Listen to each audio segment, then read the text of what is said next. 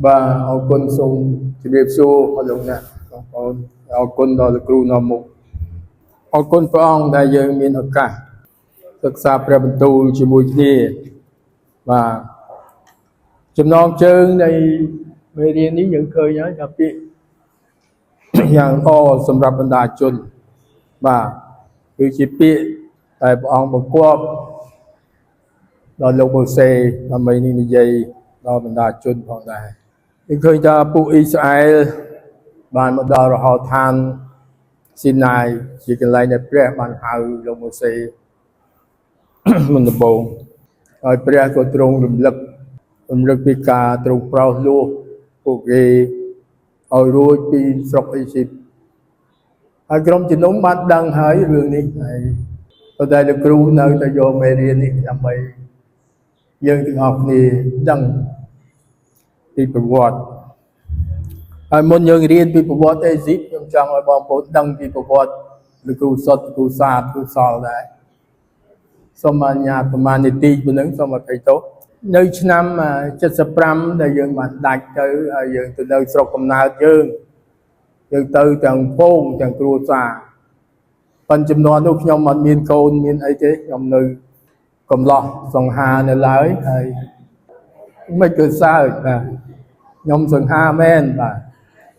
ហើយទៅនៅស្រុកកំណើតរយៈពេល3ឆ្នាំប្រហែល8ខែដូចជា20ថ្ងៃទៀតគេថាដាច់បាទនៅពេលនោះ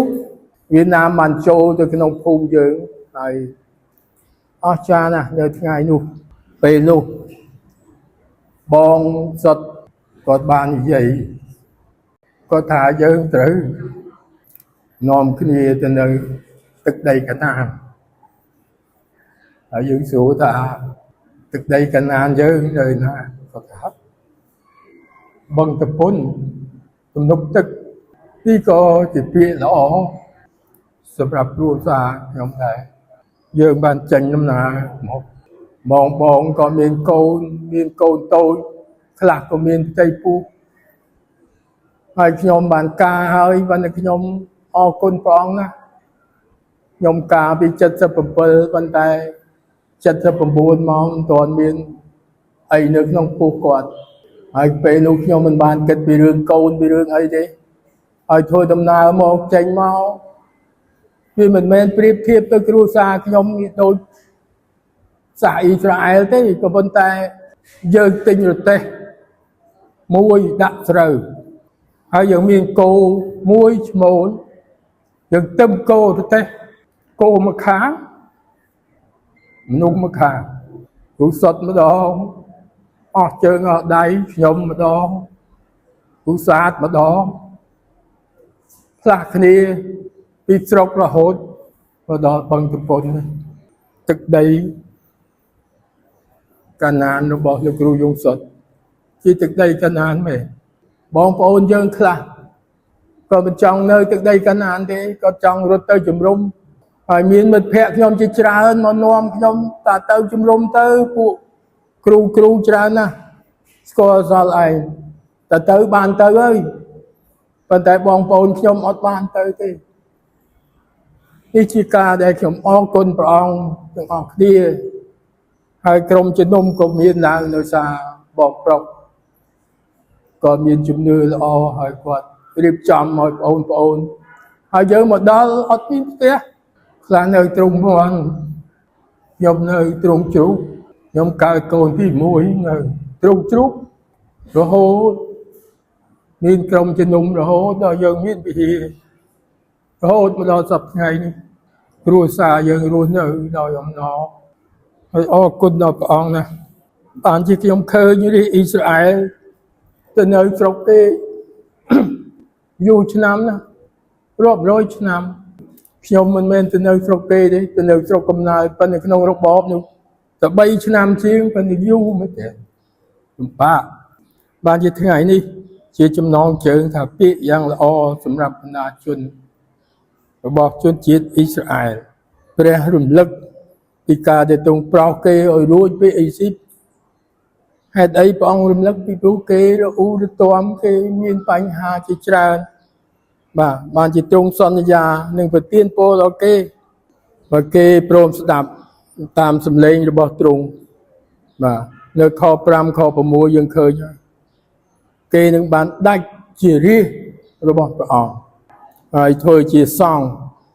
ធ្វើជាសាសបរិសុទ្ធនៅក្នុងនគរនៃទ្រង់នេះជាអ្វីដែលព្រះអង្គបានសន្យាបានជាចំណុចទី1ដោយសារយើងអានគម្ពីរនេះរួចហើយចំណុចទី1នេះមុននឹងចាប់ចំណុចទី1នេះខ្ញុំអធិដ្ឋានបន្តិចសូមពរព្រះអង្គសូមអធិដ្ឋានជាមួយខ្ញុំបបិទ្ធព្រះអង្គជាព្រះនៃខ្ញុំដែលគង់នៅឋានសួគ៌អើយយើងខ្ញុំអរគុណព្រះអង្គទូបង្គំទាំងអស់គ្នាជារាជរបស់ព្រះអង្គដូចជាពួកអ៊ីស្រាអែលដែរដែលព្រះអង្គបានរើសព្រះអង្គបានហៅ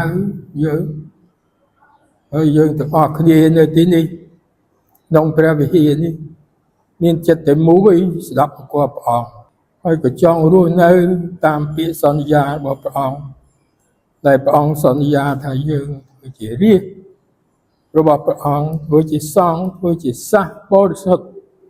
នៅក្នុងនគររបស់ទ្រង់សូមព្រះបន្ទូលនៅថ្ងៃនេះជួយយើងខ្ញុំទូបង្គំផ្ទាល់និងក្រុមជំនុំដើម្បីឲ្យកាន់តែមានជំនឿកាន់តែទុកចិត្តនឹងព្រះអង្គសម្រាប់ព្រះបន្ទូលយ៉ាងល្អសម្រាប់ដាស់តឿនយើងខ្ញុំនៅព្រឹកនេះផងយើងខ្ញុំអរគុណក្នុងព្រះនាមព្រះអង្គម្ចាស់ព្រះយេស៊ូវគ្រីស្ទអាមែនដូច្នេះយើងឃើញនៅទី1នេះជាពាក្យត្រាស់ហៅឲ្យចុះចូលពេញទីបងប្អូនការចុះចូលការហៅរាជអ៊ីស្រាអែលដើម្បីឲ្យស្ដាប់បង្គាប់ព្រះអង្គតាមរយៈលោកម៉ូសេហើយយើងសពថ្ងៃនេះតាមរយៈព្រះបន្ទូលព្រះអង្គមែនទេអរលោកអ្នកអត់លឺសូរព្រះមានបន្ទូលមកយើងទេប៉ុន្តែតាមរយៈព្រះបន្ទូលគឺតាមអ្វីដែលយើងគិតចង់អារម្មណ៍ទៅព្រះបន្ទូលប្រាប់យើងយ៉ាងនេះនោះបានជាយើងឃើញក្នុងព្រះបន្ទូលហើយថាបណ្ដាជនទាំងឡាយគេឆ្លើយថានៅក្នុងខ8ឯពួកជនទាំងឡាយគេឆ្លើយឡើងថាយើងខ្ញុំរាល់គ្នានឹងធ្វើតាមគ្រប់សេចក្តីដែលព្រះយេហូវ៉ាទ្រង់មានបន្ទូលមកនោះម៉ូសេក៏នាំយកពាក្យរបស់គេទៅទូលដល់ព្រះយេហូវ៉ាអរគុណដល់ព្រះអង្គណាស់មានន័យថាគេតបឆ្លើយគេមូលចិត្តមូលគំនិតគេយល់ព្រមធ្វើតាមគ្រប់សេចក្តីដែលព្រះបានមានបន្ទូលនេះហើយជាគំរូយ៉ាងល្អជាមេរៀនយ៉ាងល្អសម្រាប់យើងដែរយើងសពថ្ងៃមិនមានព្រះមិនមានលោកម៉ូសេមកប្រាប់ទេប៉ុន្តែមានព្រះបន្ទូលព្រះអង្គតាមរយៈលោកគ្រូតាមរយៈចាស់ទុំដែលយើងឃើញថាជារឿងសំខាន់ពីព្រោះការព្រមព្រៀងគ្នា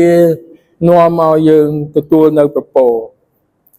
យើងឃើញនៅទំនុកកើង133ខ្ញុំអានបន្តិច133ខ1ខ2ថាមើលបងប្អូននៅជាមួយគ្នាដោយចិត្តព្រមព្រៀងនេះជាការល្អហើយសមគួរយ៉ាងណាទៅខ2ថានោះធៀបដូចជាប្រេងដ៏វិសេសដែលចាក់លើក្បាលក៏ហូរចុះមកដល់ពុកចង្ការគឺជាពុកចង្ការរបស់អេរ៉ុនរួចស្រក់ទៅដល់អាវផាយរបស់លោកនេះជាព្រះបន្ទូលបានចែងយ៉ាងច្បាស់ពីព្រោះអ្វីដែលការដែលគេព្រមព្រៀងគ្នាគឺនាំមកនៅប្រពោបានជាអាចឆ្លុះបញ្ចាំងមកសម័យយើងនេះដែរចំនួនយើងនេះដែរហើយខ្ញុំសូមអរគុណព្រះអង្គចំពោះក្រុមជំនុំបរិសុទ្ធស្ត្រីតែងតែប្រកបគ្នាតែងតែព្រមព្រៀងគ្នាតែងតែរួមគ្នាក្នុងការធ្វើការងារព្រះអង្គនេះជាការសំខាន់មែនទែនពីព្រោះគេនិយាយថានឹងធ្វើគ្រប់ទាំងតាមព្រះបន្ទូលព្រះអង្គយើងក៏ចឹងដែរយើងមិនមែនធ្វើតាមចិត្តយើងប៉ុន្តែយើងធ្វើតាមព្រះបន្ទូលព្រះអង្គខ្ញុំចង់ឲ្យយើងមើលគំរូរបស់ព្រះយេស៊ូវនៅសួនច្បារកេសេម៉ានីនៅគម្ពីរម៉ាថាយម្ដងពីម៉ាថាយចំពោះ26ខ36 ប្រហែលជាវែងបន្តិចប៉ុន្តែមិនអីទេព្រោះពេលវេលាខ្ញុំអធិប្បាយនេះមិនវែងប្រហែលទេគឺចង់មើលនេះជារឿងដែលពេលដែលព្រះយេស៊ូវព្រះអង្គដូចជាចុងក្រោយហើយពីព្រោះក្រោយពីព្រះអង្គបាននៅខ26គឺព្រះអង្គបាន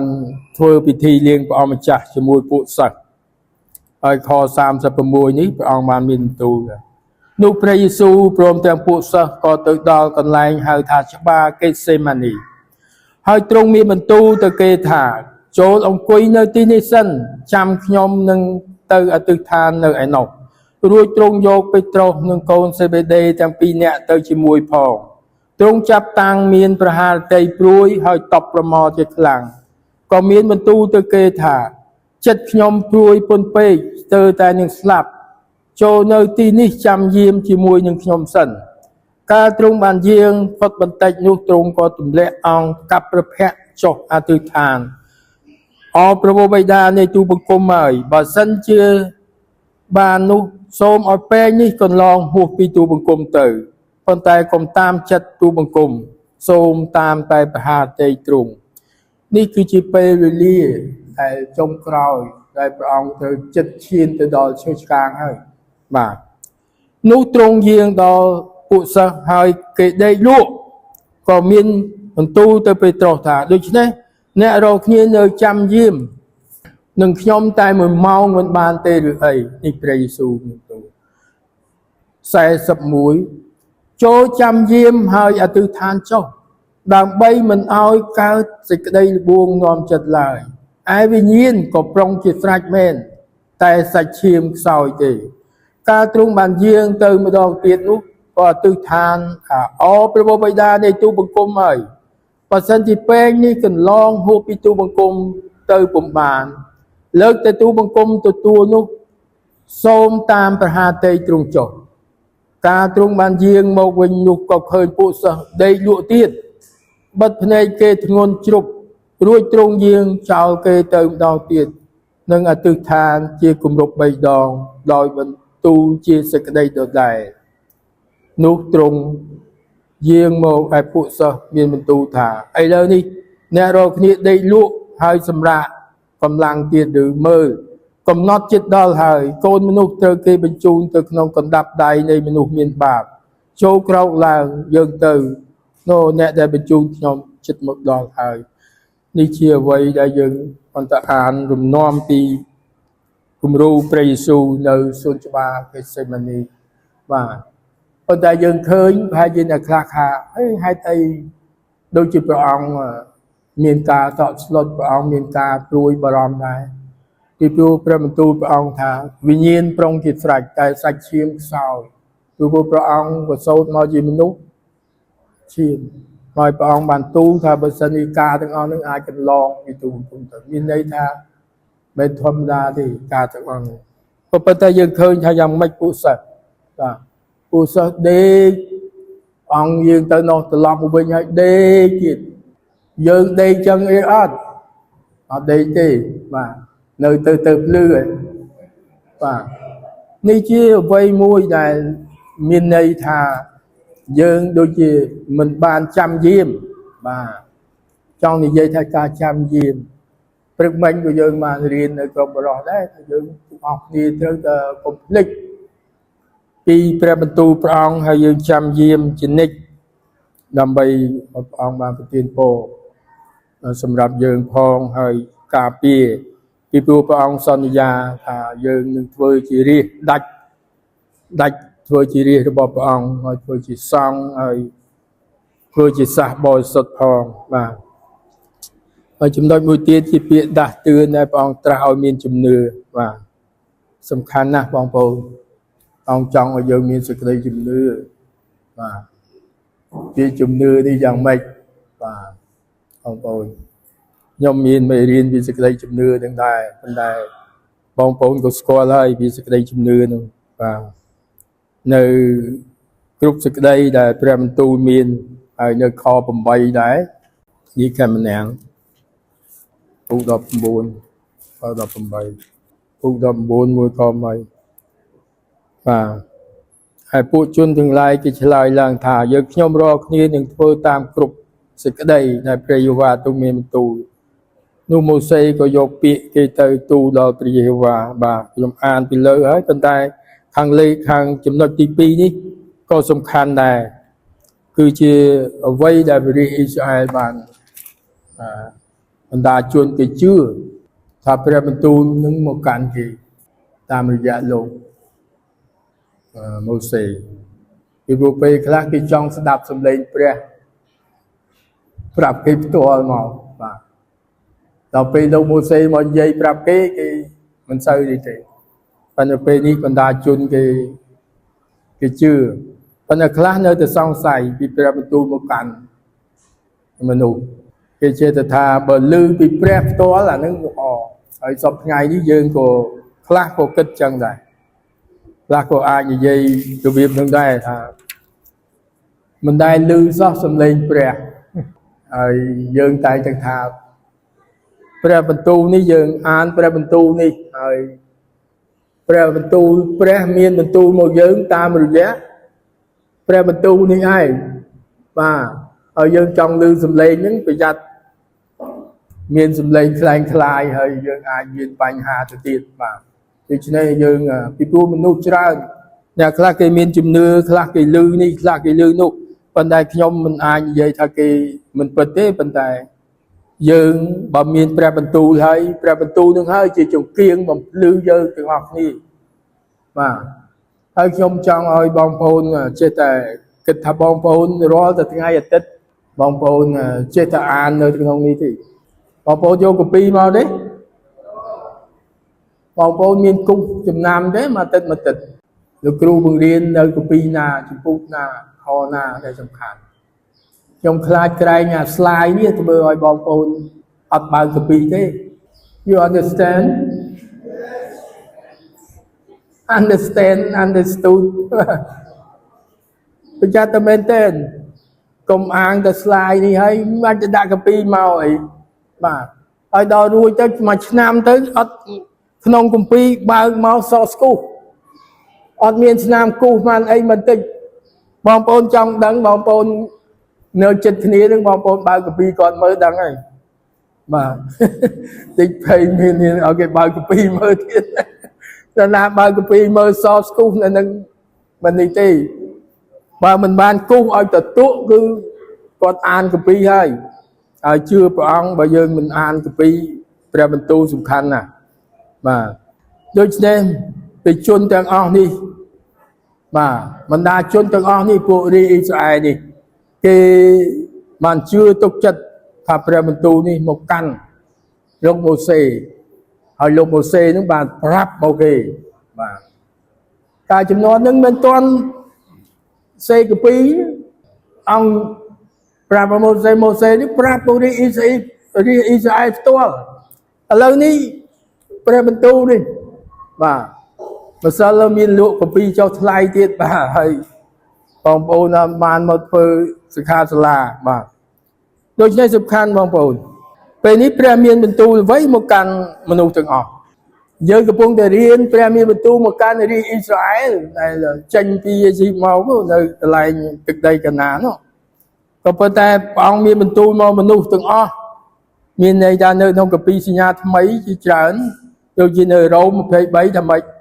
ពីព្រោះគ្រប់គ្នាបានធ្វើបាបហើយខ្វះមិនដល់សេរីល្អនៃព្រះបាទយើងទាំងអស់គ្នាជាមនុស្សមានបាបមែនទេបាទជាមនុស្សមានបាប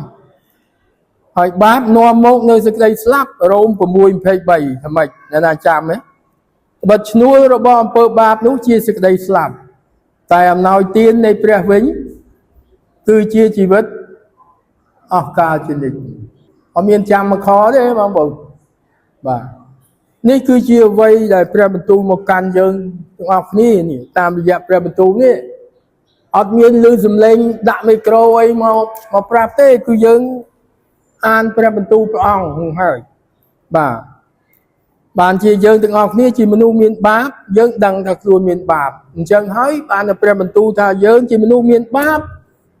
យើងទទួលដំណឹងល្អថាព្រះយេស៊ូវប្រោសឲ្យរួចពីបាប dương của bạn từ tua chưa đo prong ai báp nó mong nơi thực đây slap dương đang thập báp nó mong nơi thực đây slap vì tôi chúa rồi bọn bơ báp nó bị chỉ thực đây slap báp bị trôi một phen đầy đòi xa tầm bơ báp nó nói bạn gì dương slap bạn gì presu sơ lanh mà nụ ná ông sự cút chùm nụ kê rôm pram bầm bấy tham ếch rôm pram bầm bấy thà ta ai pré trung sầm đai sự đây sơ lanh rồi bỏ trung đòi dương rồi kia ở khơi chỗ ba đòi ấy ba đòi ca sự cút rồi bỏ ông nữa ấy nữa khơi chỗ ba cái này những chỗ ba hay sự đây sơ lanh rồi bỏ trung đòi dương rồi kia khơi chỗ ba đòi ca sự cút rồi bỏ ông nông ca để dương nơi biên báp nơi nào mình men dương chưa phong khi nhóm ở biên báp thì chưa phong thế cứ dương biên báp phong ơi tôi bằng cùng biên báp tôi chưa phong ở tổ báp bao giờ miền đây ra cầm pung thì dương nơi biên báp để lại mà cùng phong nơi group ti group kia group ti cái lại rất là thưa tạm và sơ tâm miên một cái pre đòi dùm nư hai dương bàn sẽ cái song cru bong bồn dù bong bồn cái tăng nâng song cru và nâng song cru giang mấy bong bồn dù ơi và dương thập ông chết riêng màu hời ông chết riêng màu hời và dương mới gặp pi bước mình được không phải đó và ông chết riêng màu hời hay tăng việc nhóm mà nơi cô má nhóm từ điên về clay nơi vùng thông mà những như sâu cru vào miền con chết riêng màu hời hay lời những nhóm chết sập chiên hay con chết riêng màu hời và anh chị bọn bốn cũng khơi chẳng thao mình nâng cao thế chết riêng màu cho bà sân dương ở bàn chụp nâng con đặt đi bọn ao dương bàn liệp hành đây từ trong mấy từ dương nên ban sẽ gây xong cừu và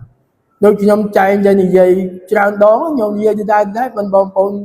còn thuyết bị cô đi chơi thì họ dùng can nhóm đăng ta cừu cùng về bồi lại có chỉ cừu hay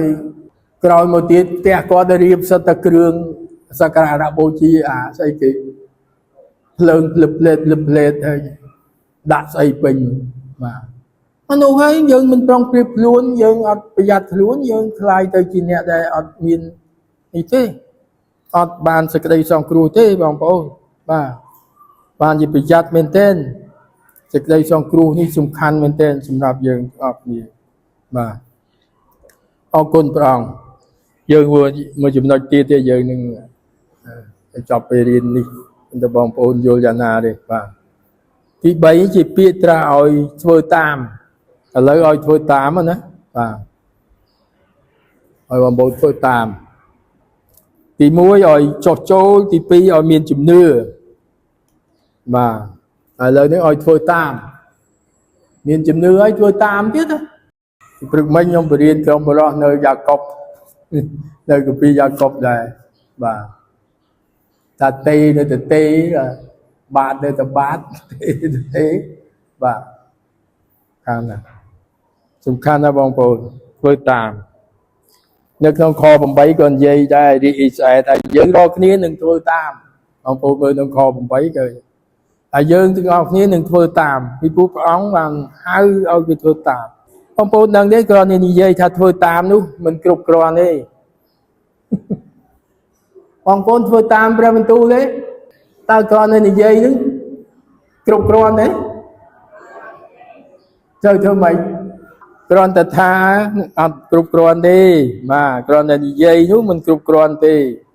nơi gia copy 4 ทำไม បងប្អូនអើយបើអ្នកណាថាខ្លួនមានសេចក្តីជំនឿតែមិនប្រព្រឹត្តតាមនោះតើមានប្រយោជន៍អ្វីបាទបងប្អូនដឹងទេមានសេចក្តីជំនឿមិនប្រព្រឹត្តការប្រព្រឹត្តរបស់យើងធ្វើសិក្ខាសាលាហើយរវល់ណាស់មកទិដ្ឋានថ្ងៃពុទ្ធអូយវ៉ាព្រោះអីក៏វ៉ាស្អីក៏វ៉ាទៅទាំងអស់បាទ very រវល់ មិន very busy very រវល់បងប្អូនហើយអ្នកថាខ្លួនមានសេចក្តីជំនឿអត់ប្រព្រឹត្តតាមព្រះបន្ទូលសោះបាទធ្វើតាមព្រះបន្ទូលកុំឲ្យជំពាក់លួយគេហើយបើជំពាក់ឲ្យសងគេអត់សងធ្វើឲ្យកយដូចជាគេស្ដាប់អីគេថាម៉េចសឹកតែមកទៅដោកតោកសឹកតែមកទៅដោកឆ្អែតខ្ពស់ក្បីបាទមានន័យថាយើងស្ដាប់ព្រះបន្ទូលប៉ុន្តែយើងអត់បានធ្វើតាមទេបាទគ្មានការប្រព្រឹត្តទេពីព្រោះអីសេចក្តីជំនឿដែលខ្វះការប្រព្រឹត្តតាមនោះឈ្មោះថាស្លាប់យ៉ាកុបពី20ខ្ញុំជួមើលថាតើសេចក្តីជំនឿសំទោសអោមនុស្សកម្លៅអើយអ្នកចង់ដឹងពិតឬទេថាសេចក្តីជំនឿដែលឥតមានការប្រព្រឹត្តនោះឈ្មោះថាស្លាប់ទេបងប្អូនឈ្មោះជឿព្រះយេស៊ូវមកពហិមែនទេប៉ុន្តែបើអត់មានការប្រព្រឹត្តតាមព្រះបន្ទូលទេបងប្អូនអត់មានប្រយោជន៍ទៅសោះ